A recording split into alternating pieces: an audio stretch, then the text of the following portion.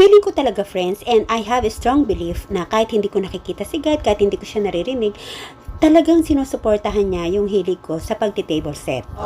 Bakit ko nasabi ito, friends? Friends, naalala nyo ba itong pinggan na to? Naikwento ko na to sa unang video ko. Itong pinggan na kulay green na to, friends, ay babayaran ko na. Napili ko na siya. Tapos, nung babayaran ko na siya, nag-offer yung anak ko na siya na daw ang magbabayad. May isang inday na naman diyang kinikilig. Ay siya, salamat God sa unexpected blessing, sa surprise blessing. At hindi pa yan. Kahapon, nagyaya yung anak ko, yung isang anak ko naman sa mall. At syempre, kapag nasa mall, ang punta ko naman dyan ay doon sa tindahan ng mga, alam mo na, sa bahay. Yung mga pinggan-pinggan, yung pang-decorations, basta, kung anik-anik. Nako, na-excite na naman si Inday, kaya nakapili na naman ako ng pinggan, tapos meron doon vase at saka candle holder.